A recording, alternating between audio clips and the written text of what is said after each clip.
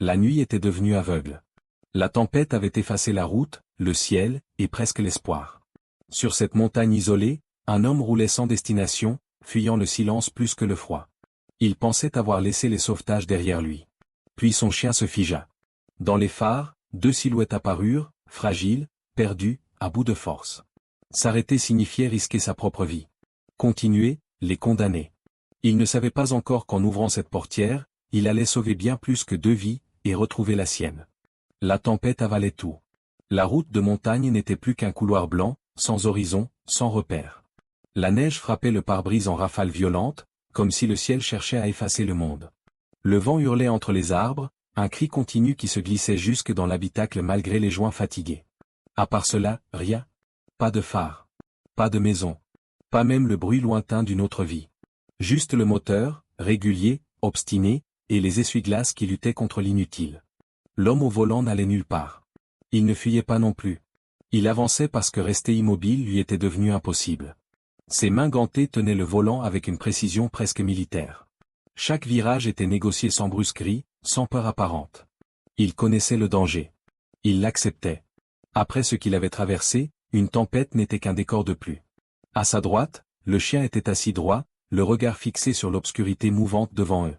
Un grand berger de travail, aux poils sombres striés de fauve, calme comme une statue vivante. Ses oreilles captaient chaque variation du vent, chaque vibration suspecte sous la neige. Il ne bougeait pas inutilement. Il n'en avait jamais eu besoin. Entre l'homme et l'animal, il n'y avait pas de mots.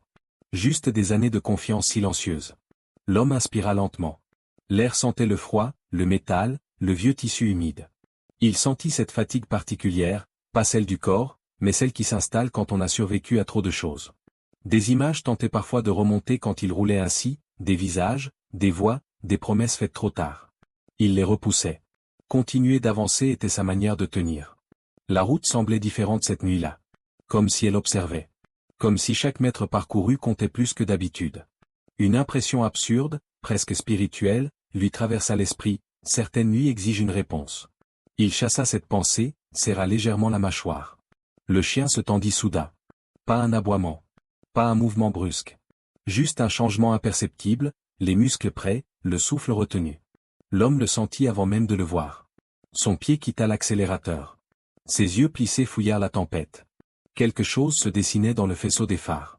D'abord des ombres instables. Puis des formes. Deux silhouettes, penchées l'une vers l'autre, luttant contre le vent.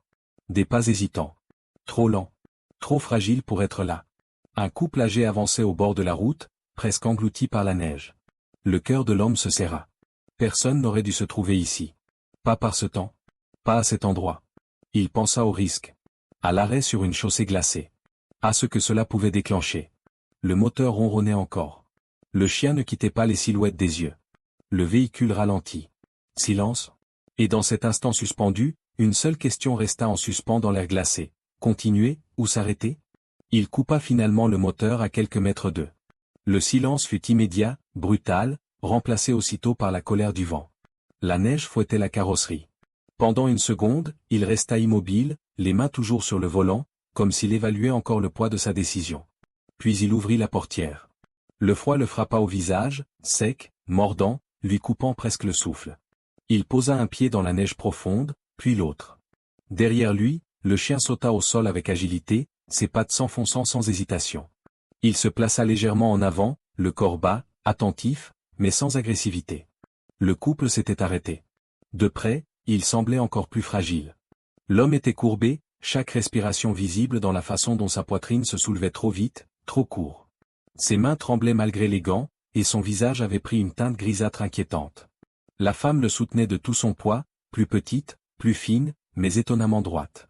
Ses yeux étaient grands ouverts, lucides, remplis d'une peur qu'elle s'efforçait de contenir.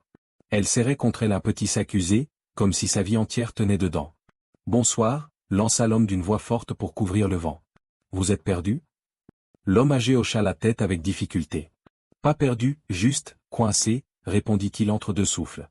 Sa voix tremblait, plus de fatigue que de froid. La femme prit la parole aussitôt, comme pour le soulager. « Mon mari a le cœur fragile. » « Ses médicaments ?» Elle ouvrit le sac d'une main maladroite, montrant une plaquette presque vide. « Il n'en reste presque plus. La route est coupée. Le téléphone ne capte rien. Le soldat observa rapidement. Les lèvres de l'homme étaient pâles. Trop pâles. Son instinct se mit en marche, froid et précis. « Vous ne pouvez pas rester ici, dit-il sans élever la voix. Pas encore 10 minutes. On ne voulait pas déranger, répondit la femme dans un souffle mêlé de honte. Quelqu'un finira bien par passer. Il regarda la route derrière eux. Blanche. Muette. Engloutie. Personne ne passera cette nuit, répondit-il simplement. Le vieil homme tenta de se redresser, un reste de fierté dans le geste.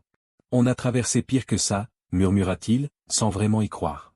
À ce moment-là, le chien s'avança lentement. Il s'assit à quelques pas d'eux, la queue basse, les yeux doux, attentifs. Il leva le museau, renifla l'air, puis posa doucement sa tête contre la jambe tremblante du vieil homme. Le contact fit vaciller la résistance. La femme inspira profondément, comme si quelque chose en elle cédait enfin. « Il est calme, murmura-t-elle. Il ne nous fait pas peur. » Le soldat hocha la tête. Il sait quand quelqu'un a besoin d'aide. Puis, plus fermement, « Écoutez-moi. J'ai un abri à quelques kilomètres. Du feu. De quoi vous réchauffer. Rester ici, c'est prendre un risque inutile. » Le vent redoubla, comme pour appuyer ses mots. La femme regarda son mari. Il ferma les yeux un instant, puis hocha lentement la tête. « D'accord, souffla-t-il. Juste, aidez-moi à monter. » Le soldat ne répondit pas. Il se contenta de tendre le bras. Quelques instants plus tard, les portières se refermèrent dans un claquement sourd. Le moteur redémarra. Et derrière eux, la tempête engloutit aussitôt la route, comme si elle n'avait jamais laissé passer personne. La route jusqu'à la cabane se fit à pas compter. Le moteur grondait bas, comme s'il savait que le moindre excès serait puni. La neige avalait les phares presque aussitôt, et chaque virage apparaissait au dernier moment. L'homme conduisait sans parler, le regard fixé droit devant, les épaules tendues. À côté de lui, le vieil homme respirait avec difficulté, penché légèrement en avant. À l'arrière, la femme murmurait parfois son nom, plus pour se rassurer que pour lui répondre. Le chien, installé près des pieds du vieil homme, ne le quittait pas des yeux. À chaque soubresaut du véhicule, il ajustait sa position, comme un garde silencieux. Le temps semblait s'étirer, fragile, suspendu au fil étroit de la route. Puis, au détour d'un chemin presque invisible, une forme sombre émergea de la tempête. Une cabane basse, en bois, à moitié ensevelie sous la neige. Le toit ployait sous le poids blanc, les volets fermés grinçaient sous les rafales. Elle semblait abandonnée, oubliée par le monde. Pourtant, une impression étrange s'en dégageait, comme si elle attendait. L'homme gara le véhicule aussi près que possible. Il sauta dehors, contourna rapidement la voiture et ouvrit la portière du passager. Le froid entra avec violence, mais il soutint le vieil homme sans un mot. La femme suivit, serrant toujours son sac contre elle. Le chien bondit devant eux, traçant le chemin jusqu'à la porte. À l'intérieur, le froid était dense, presque solide. L'air sentait le bois ancien et la poussière. L'obscurité avala les silhouettes pendant une seconde, jusqu'à ce que l'homme allume une lampe. La lumière révéla des meubles simples, usés, figés dans un autre temps. Des traces de vie arrêtées nettes. Il ne perdit pas de temps. Du bois, une allumette. Ses gestes étaient précis, automatiques. Bientôt, une flamme fragile prit naissance dans l'âtre, hésitante, puis plus assurée. Il sortit des couvertures d'une armoire, les posa sur les épaules du vieil homme, puis sur celles de sa femme. De l'eau chauffa sur un petit réchaud.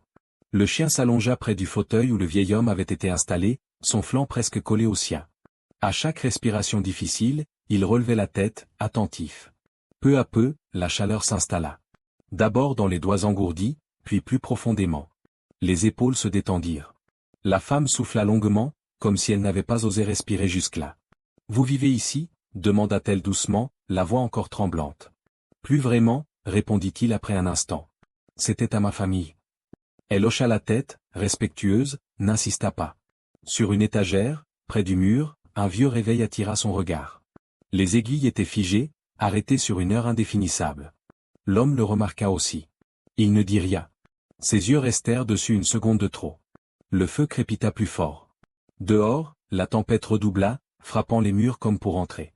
Mais à l'intérieur, quelque chose tenait. Fragile. Précaire. Et pourtant bien réel. La nuit s'étira comme une longue respiration irrégulière. Le feu tenait, mais le reste demeurait incertain. Le vieil homme sombrait par moments dans un sommeil agité, puis revenait à lui en cherchant l'air, la main crispée contre sa poitrine. L'homme veillait sans le montrer, comptant les souffles, attentif au moindre changement. Le chien, couché au pied du fauteuil, levait la tête à chaque variation, comme s'il mesurait le temps autrement. La femme ne quitta presque pas son mari.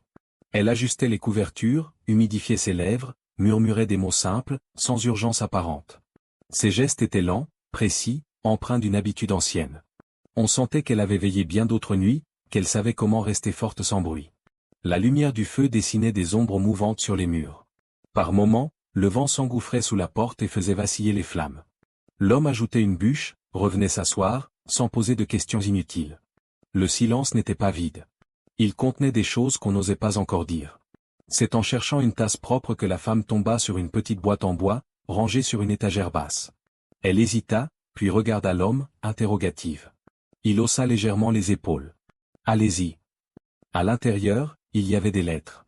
Des enveloppes jaunies, liées par une ficelle usée. Une écriture soignée, régulière. Elle en sortit une, la tint un instant contre sa poitrine, comme pour en sentir le poids. « Elles n'ont jamais été envoyées, » murmura-t-elle, sans savoir comment elle le savait. Ou peut-être qu'elles l'ont été, il y a longtemps. Le vieil homme ouvrit les yeux. « J'écrivais aussi, » dit-il faiblement. « Quand j'étais loi. Même quand je ne pouvais pas poster. » Un sourire passa sur son visage. Ça me rappelait pourquoi je devais rentrer. L'homme leva les yeux vers le feu. Les mots réveillaient quelque chose en lui, un écho ancien. Il pensa au message jamais écrit, au silence qui avait suivi les retours trop tardifs. « On croit toujours qu'on aura le temps, » dit-il enfin. Sa voix était basse. Et puis ? La femme hocha la tête. Le temps, il glisse. Mais l'amour reste, même quand la mémoire s'effrite. Elle jeta un regard doux à son mari. Il y a des jours où il oublie des choses. Pas ce que nous sommes. Le vieil homme serra faiblement sa main. Je me souviens d'elle, souffla-t-il. Même quand le reste s'en va. Le chien se redressa et posa son museau sur le genou de l'homme, comme pour ancrer l'instant. L'homme posa une main sur sa tête, lentement. Une respiration ? Vous pensez que tout ça a un sens ? Demanda la femme après un moment. Pas comme une prière. Comme une question posée à la nuit. Il réfléchit. Je ne sais pas, répondit-il honnêtement. Mais je crois que certaines rencontres ne sont pas un hasard. Ils restèrent ainsi, liés par la chaleur du feu et par des histoires différentes qui se reconnaissaient. Les étrangers avaient laissé place à quelque chose de plus fragile, plus vrai. Plus tard, quand la femme s'endormit enfin, la tête penchée près de son mari, l'homme ne bougea pas. Il resta assis, les yeux ouverts, à écouter le vent et les respirations mêlées. Il choisit de rester éveillé. De veiller. De ne pas partir. Le matin arriva sans bruit. La tempête s'était retirée comme une bête fatiguée, laissant derrière elle un monde figé. La lumière pâle filtrait à travers les vitres givrées, révélant un paysage immobile, presque irréel. Les arbres étaient prisonniers de glace, la neige intacte, l'air si silencieux qu'il semblait fragile, prêt à se briser au moindre son. Le vieil homme ouvrit les yeux avec un souffle plus régulier que la veille. Sa couleur revenait lentement, timidement. Rien n'était gagné, mais le pire semblait s'être éloigné pour l'instant. La femme posa aussitôt une main sur son bras, attentive, soulagée sans l'avouer. Elle lui sourit comme on le fait quand on n'ose pas croire à la chance. L'homme prépara quelque chose de simple à manger. De l'eau chaude, du pain sec, un reste de provisions oubliées dans un placard. Les gestes avaient quelque chose d'étrangement domestique, presque paisible. Le chien se déplaçait lentement entre eux, s'arrêtant parfois pour poser sa tête contre une jambe, rappelant par sa simple présence que tout était encore là, réel.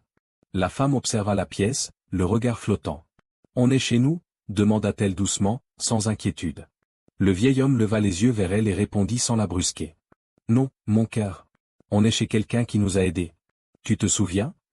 Elle cligna des yeux, puis hocha la tête, un peu honteuse. « Oui, oui, bien sûr. » L'homme détourna le regard, touché par cette tendresse silencieuse.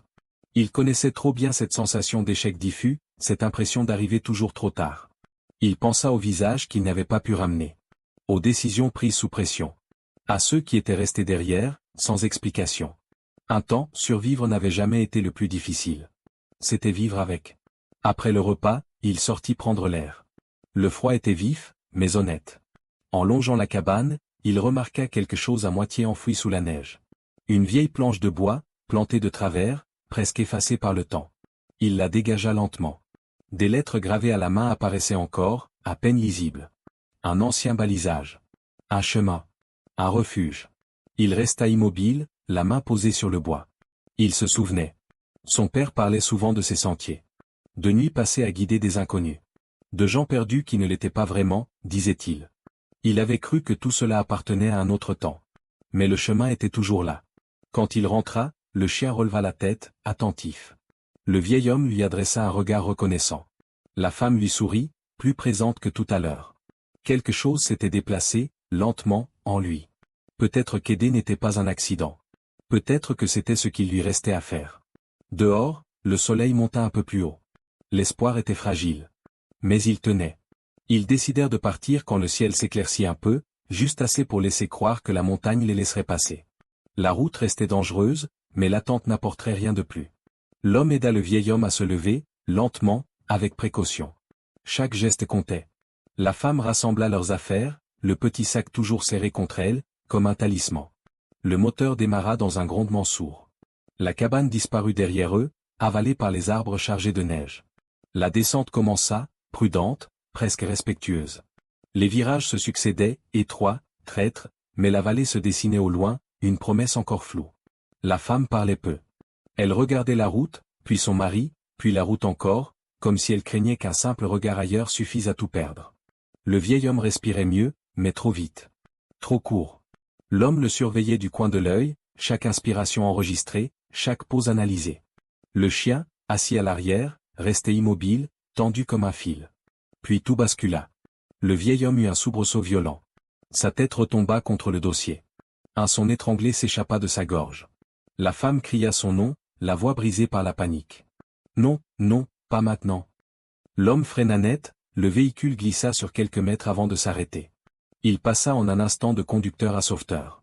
Les gestes vinrent sans réflexion, gravés trop profondément pour être oubliés. Il abaissa le siège, libéra la poitrine, posa ses doigts sur le cou. Un battement. Faible. Fuyant. Respirez, dit-il, sans savoir à qui il s'adressait vraiment. La femme pleurait maintenant, ses mains tremblaient trop pour aider. Le chien s'était levé, haletant, mais il ne bougeait pas. Il observait, prêt, discipliné, comme s'il comprenait que le chaos n'était pas une option. L'homme commença les compressions. Régulières. Mesurées. Une cadence précise, implacable.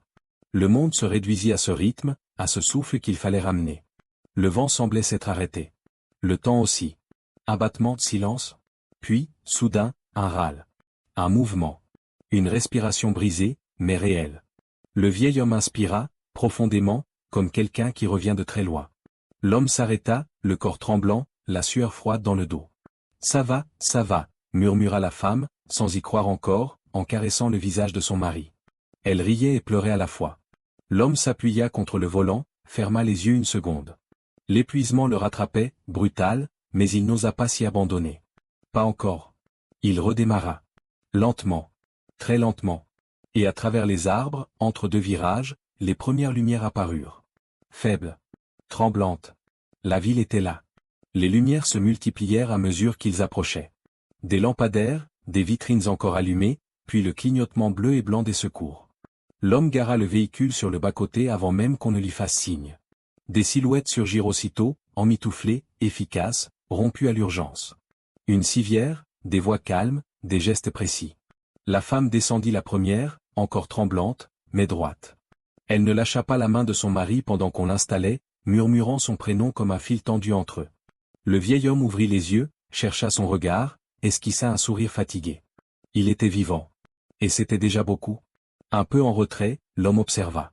Il donna des informations brèves, claires, sans embellir. Le temps dehors, la route, l'effondrement, la reprise. Les secours hochèrent la tête. Il comprenait. L'un d'eux posa une main ferme sur son épaule. Sans vous, il n'aurait pas tenu, dit-il simplement. La femme se tourna vers lui. Elle s'approcha, lentement, comme si chaque pas devait être pesé. Je ne sais pas comment vous remercier, dit-elle d'une voix basse, sincère, sans emphase. Ses yeux étaient humides, mais calmes. Vous ne nous avez pas seulement aidés. Vous êtes restés.